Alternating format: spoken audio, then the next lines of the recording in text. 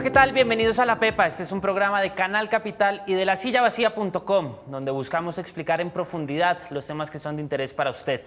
Hace pocos días, el alcalde de Bogotá, Enrique Peñalosa, firmó el proyecto denominado Lagos de Torca. Este proyecto, conocido técnicamente como el Plan de Ordenamiento Zonal del Norte de Bogotá, o POSNorte, busca desarrollar urbanísticamente 1.800 hectáreas al norte de la ciudad. Un espacio del tamaño, para los que viven en Bogotá y la conocen, de la localidad de Tunjuelito. El fundamento de la administración es que Bogotá tiene que crecer urbanísticamente para poder soportar la carga poblacional que tiene hoy y que continuará creciendo en los próximos años. Detrás de una decisión como la de los Lagos de Torca hay aspectos ambientales, de movilidad, de financiación, jurídicos, entre muchos otros. Por eso hoy invitamos a La Pepa a dos expertos en el tema. Ellos son Germán Camargo, él es el director técnico en Fundación Estación Biológica El Guayacanal, es investigador asociado en la Universidad de Nueva York, es biólogo especialista en gestión ambiental urbana. Bienvenido a La Pepa. Gracias. Y también tenemos invitado a Fernando Montenegro, él es profesor de la Maestría de Planificación Urbana Regional, es exdecano de la Facultad de Artes de la Universidad Nacional y es arquitecto. Bienvenido a La Pepa. Un saludo, ¿cómo está usted? Y con estos dos expertos vamos a ver qué saben los que saben.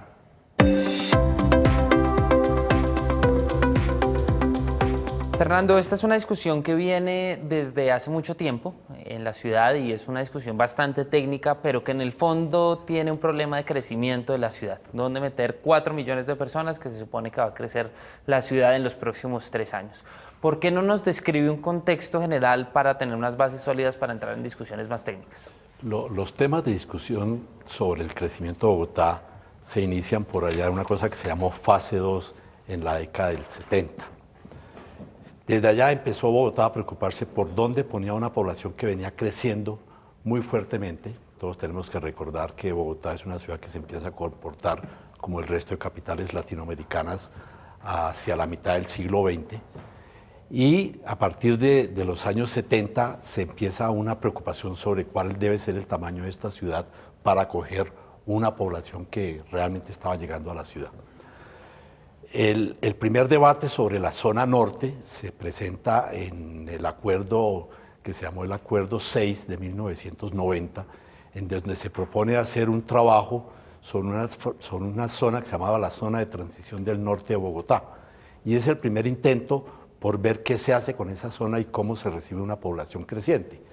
Evidentemente, en ese primer momento, lo que se percibía que podía pasar era un proceso de suburbanización para reemplazar los procesos de suburbanización que posiblemente se presentaban en el resto de la sabana. Hoy, ¿cuál es el contexto en el que nace este proyecto? De allí se pasó al Plan de Ordenamiento Territorial, y el Plan de Ordenamiento Territorial lo que hizo fue tratar de entender cuál iba a ser el crecimiento poblacional de la ciudad y, por tanto, cuál es la demanda de suelo que ese crecimiento poblacional necesitaba. Ya se entendía en el POT del año 2000 que Bogotá era una ciudad densa, que iba a seguir siendo densa y que se iba a comportar como una de las ciudades más importantes del continente latinoamericano. Y digamos que allí se empezó a trabajar en el proceso de prever el crecimiento al norte de Bogotá. En ese momento se mencionaba que eso era para prevenir una posible urbanización del resto de la sabana, que es un terreno agrícola bastante importante del país, ¿cierto? Y se discutió eso. A partir de allí surgen una serie de situaciones complicadas. Surge el tema ambiental, para qué queríamos urbanizar a Bogotá, para qué queríamos ciudades más grandes, y entra en un debate en donde intervino la CAR, el Ministerio de Ambiente, etcétera, etcétera, y apareció la Reserva Van der Hamen. La Reserva Van der Hamen aparece como una respuesta desde el lado ambiental a las intenciones de solucionar el crecimiento de Bogotá. El plan siguió progresando. Cuando se crea la Reserva Van der Hamen, se crea la noción de que el suelo del norte de Bogotá, es decir, lo que se encuentra entre la autopista norte y la carrera séptima, es el único terreno que podría ser urbanizado, que ya en ese momento está muy comprometido con ocupaciones, y por lo tanto se acomete la idea de crear un POSNorte, un plan de ordenamiento zonal del norte de Bogotá. Y hoy estamos culminando con todo ese proceso que lleva varios años desarrollándose. Este no es un proceso de esta administración, ni siquiera es un proceso de la pasada administración, sino es anterior. Es decir, se ha venido trabajando en Bogotá en la noción de cómo le abrimos espacios a 4 millones de habitantes nuevos. Germán, sí, yo justamente quiero coger esa última frase que dice usted, Fernando, y es cómo le abrimos espacio a 4 millones de nuevos habitantes de Bogotá, de todas partes del país. Usted, en ese contexto, ¿cómo ve esta noticia de la firma del proyecto de Lagos de Torca? Bueno, eso se da en un contexto de una discusión que está bastante desequilibrada, porque por una parte, digamos, los urbanistas han estado trabajando ya décadas en el tema del crecimiento urbano, del crecimiento de Bogotá, del crecimiento urbano de Bogotá y Sabana, pero por otra parte, digamos, en las agencias ambientales, en los equipos ambientales, el tema urbano está muy quedado. La comprensión ambiental de lo que es una ciudad y lo que es el crecimiento urbano está muy atrasada en Colombia, la discusión. Entonces, uno encuentra documentos de política nacional, por ejemplo, el plan de desarrollo del presidente Samper, en su documento de soporte decía los 4 principales problemas ambientales de Colombia son la pérdida de agua potable, la pérdida de suelos cultivables, la pérdida de biodiversidad y el crecimiento urbano, la urbanización. Entonces, no es posible que uno vea el desarrollo del país, el crecimiento de una ciudad, como algo que estuviéramos haciendo mal. Las ciudades crecen, ese siglo que estamos viviendo, este milenio que estamos viviendo, es un milenio urbano, hay que saber hacer bien las ciudades. Entonces ahí se dio ese desfase y la discusión precisamente que dio origen a que en el año 2000 y 2001 el POT que se planteó quedara bloqueada la expansión de Bogotá, es esa preocupación ambiental que existe porque se asocia lo ambiental con lo rural. Entonces en ese momento el crecimiento de Bogotá queda bloqueado, queda la reserva Van der Hamen, queda la UPR Norte, toda la zona norte como suelo rural, y el único corredor que se admite como de expansión urbana es el corredor de la autopista norte, el de Paseo de los Libertadores, porque ya había una cantidad de preexistencias, urbanizaciones, colegios, industria, hipermercados. Como un crecimiento ahí medio Había un crecimiento orgánico. desordenado a lo largo de un corredor vial muy importante, pero además sobre 2 errores grandes de crecimiento. El primero, cuando Bogotá comienza a buscar una ruta al norte, que eso es una historia muy antigua, que se remonta a la época de los próceres y de Codazzi y demás, encuentra una vía muy lógica, que es hacer la carretera central del norte, la séptima, que va por el pie de los cerros, busca los terrenos mejor drenados para salir a Tunja. Pero con Gustavo Rojas Pinilla hay una idea de que la ingeniería puede resolver cualquier reto que la naturaleza le plantee. En esa idea positivista de la ingeniería, la naturaleza es un enemigo a vencer, si el ingenio del hombre debe mostrar cómo, y lo ingenioso fue pasar una autopista por la mitad de un humedal gigantesco. Ahí está la autopista norte por la mitad del humedal de Torca y Guaymaral, que desde entonces quedó fragmentado con todos los problemas de drenaje que eso le causó al mismo humedal y a los terrenos vecinos. Entonces, antes de entrar en esos temas que ya veo que hay muchas aristas que uno empieza a ver, a que vayamos un segundo a la calle y veamos qué preguntan en la calle. Oye, ¿y cuándo comenzará la construcción del nuevo proyecto del norte de Bogotá? Fernando, esta es una pregunta que es bastante técnica, pero que nos va a enrutar hacia los argumentos más específicos de todo este proyecto. ¿Cuándo debería arrancar este proyecto? ¿En qué consiste, por supuesto? ¿Y por qué debería arrancar en ese momento? A ver, desde la experiencia que yo tengo, este es un proyecto que debe haber arrancado con el POT del año 2000. Estamos atrasados. La ciudad por primera vez, después de todos los planes que yo le mencioné, asume la responsabilidad de ampliar los horizontes de crecimiento de la ciudad por primera vez. Y para ello propone un plan de expansión. Entonces, se firmó este proyecto y ¿ahora qué viene? Ahora, esto es un plan de expansión, es decir, es un plan que prevé un conjunto de vías, un conjunto de espacios verdes, un conjunto de áreas protegidas, sobre la cual la ciudad va a crecer en forma ordenada, ¿cierto? Es la primera vez que lo hacemos, desde la época de Gonzalo Jiménez de Quesada, que se inventó 9 manzanas, pero lo hacemos de manera organizada. En ese evento estamos atrasados. Ciudad Salitre no fue un suelo de expansión, Ciudad Salitre fue un crecimiento al interior del perímetro urbano, ¿cierto? Y si usted lo revisa con juicio, el perímetro urbano de Bogotá no crece desde hace 30 o 40 años. Entonces la propuesta ahora es, bueno, tenemos que crecer, vamos a urbanizar esa zona que se llama Post-Norte. Eso, y vamos a hacerlo bien. Entonces se propone un plan de expansión de crecimiento de un sistema vial, un sistema de áreas protegidas, un sistema verde y un sistema de equipamientos, que entre otras no ha cambiado en los últimos 30 años desde las primeras apuestas del Acuerdo 6.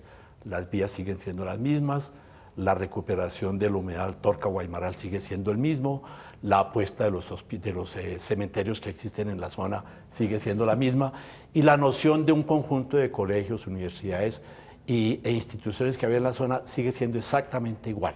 Usted menciona ahí un tema que es el humedal Torca-Guaymaral, que me hace pensar, por supuesto, en un debate ecológico que yo creo que va a ser el antecedente a la Van der Hamen. ¿Usted cómo ve esta planeación en términos ecológicos? Yo retomo lo que dijo Fernando. El perímetro urbano no ha cambiado en 30, 40 años, por diferentes razones. Las últimas han sido ambientalistas.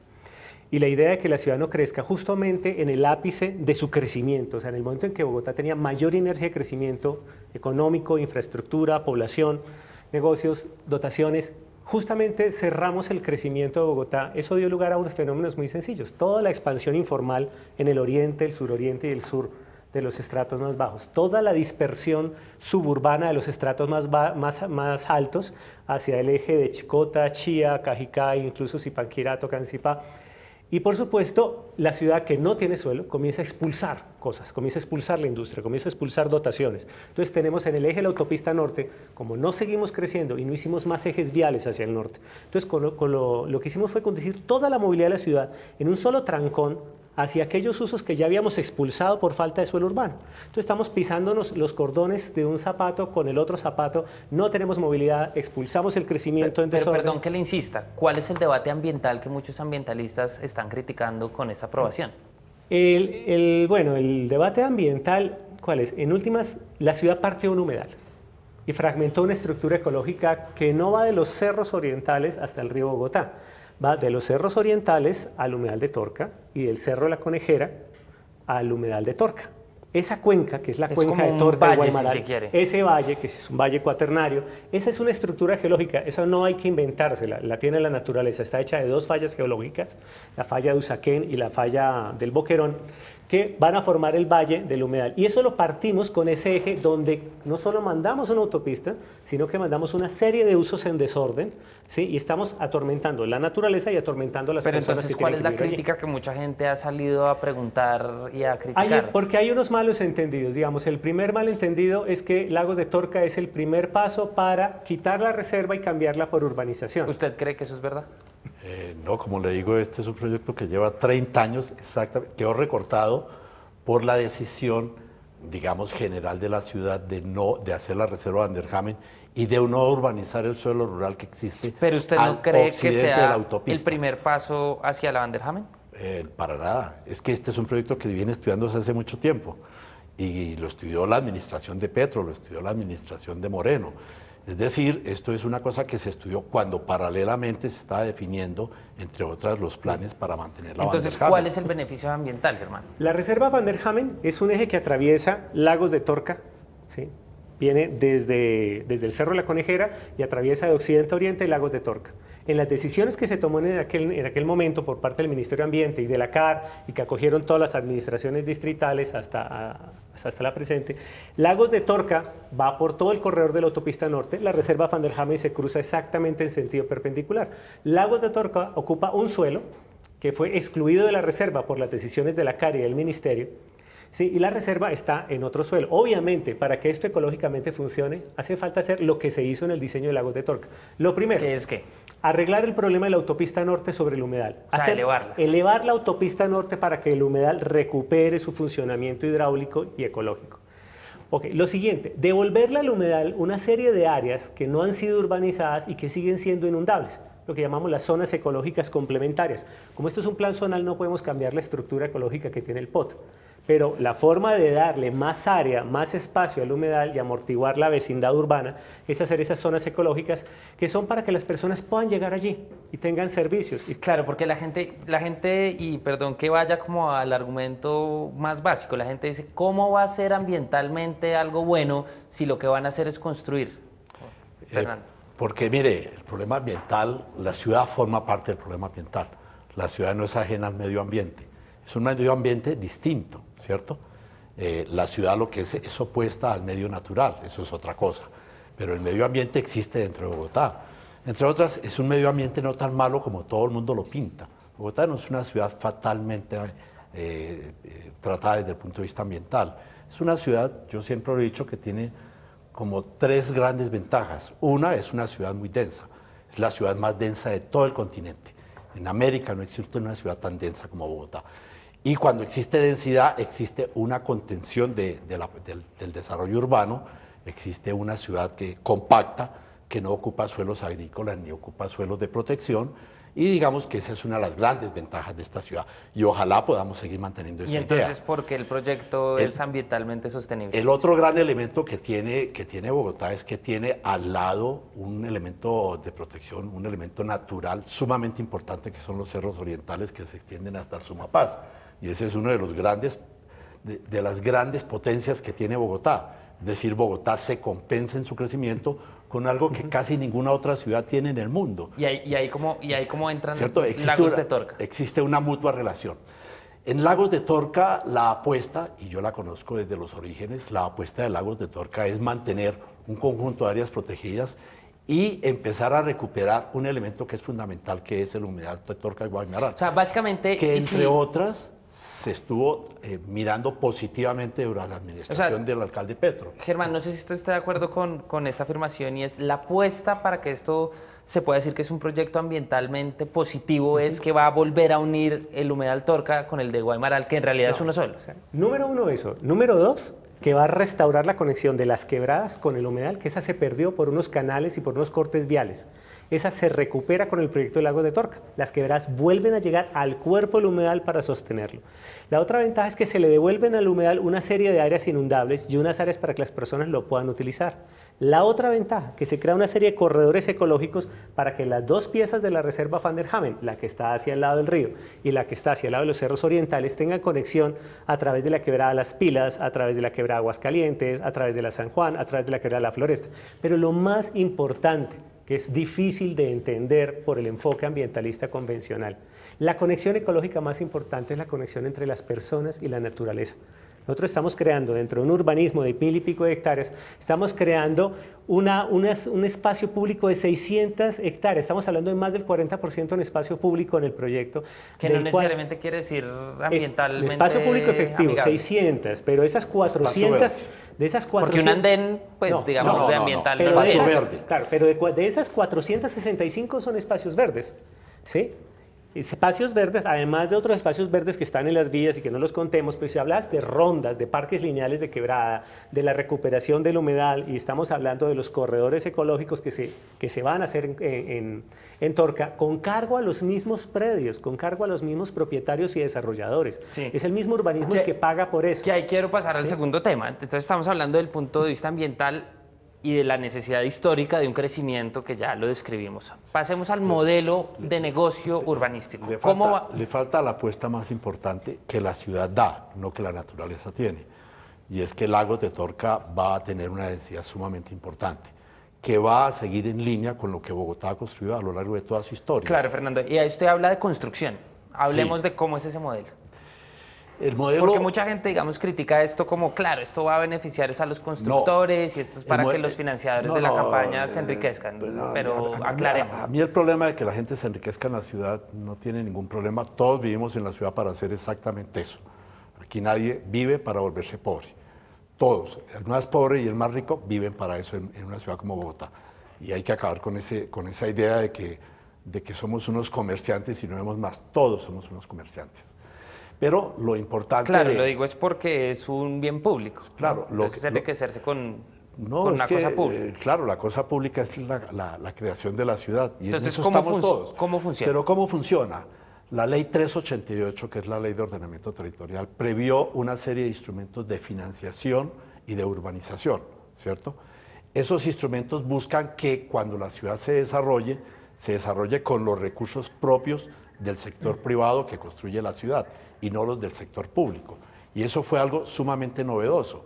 Estamos hablando de 1997, como producto de la Constitución del 91. Entonces, ¿cierto? hay una Entonces, gente dueña de esos predios. Aquí hay unos dueños de esos predios, unos propietarios de suelo, a quienes les toca pagar lo que se llaman las cargas urbanísticas. ¿Qué es eso en dos palabras? Las cargas urbanísticas son las grandes avenidas, Entonces usted es dueño de los predio grandes parques, que se va a valorizar porque van a construir. me Usted toca pagarlo. tiene que pagar para Sí. que se construyan vías, parques, redes. rondas del río y demás. toca pagar.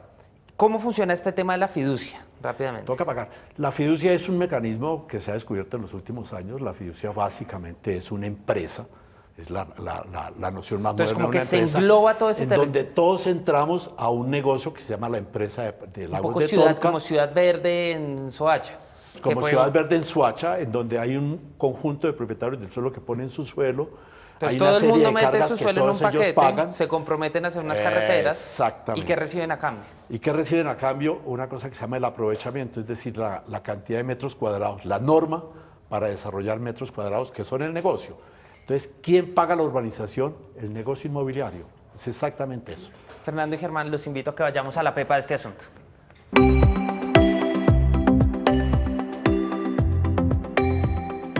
Hoy queremos entender la pepa del asunto de Lagos de Torca. Germán, ¿cuál es esa pepa? La pepa del asunto es que todas las tierras y todos los beneficios de desarrollo urbano de un corredor que las autoridades ambientales decidieron que era urbano y que es distinto de la reserva Van der Hamen, vecinos sí, todos esos beneficios se meten en un solo negocio, en un solo fondo, en una sola fiducia, y ahí se asumen las cargas de la recuperación ambiental, de las quebradas, del humedal, de la conexión oriente-occidente de la reserva Van der Hamen y de darle espacio público a todas las personas para que puedan disfrutar la naturaleza. Eso no lo pagan los contribuyentes. Sale como rendimientos del mismo negocio donde la ciudad se hace beneficiaria de ese negocio que se hace al convertir ese suelo de expansión ya en efectivamente urbano. Fernando, ¿cuál es la pepa de este nuevo proyecto de Lagos de Torca? Yo creo que hay un elemento sumamente importante y es que este es el primer proyecto concebido como expansión de la ciudad desde un punto de vista racional, en donde se incorpora el medio ambiente, en donde se incorporan las necesidades funcionales de la ciudad, en donde se incorporan las necesidades de suelo para la ciudad, y es un modelo que necesariamente a futuro va a tocar seguir repitiendo, ¿cierto? Si Eso es usted lo le tocara importante. resumir en una frase cómo se enmarca este debate, ¿cómo lo haría? ¿Es un debate en qué sentido? Yo creo que estamos iniciando una noción contemporánea de lo que debe ser el urbanismo en relación con la naturaleza. Germán, ¿está de acuerdo con esa descripción? ¿Cómo Total. definir en una frase? ¿Cuál es la pepa que describe este nuevo proyecto? La pepa es el equilibrio público-privado. La ciudad no se hace ni contra el privado, ni contra el público, ni sin el uno, ni sin el otro. Es un equilibrio entre público y privado. Y es el rescate de la naturaleza para las personas, no contra la ciudad.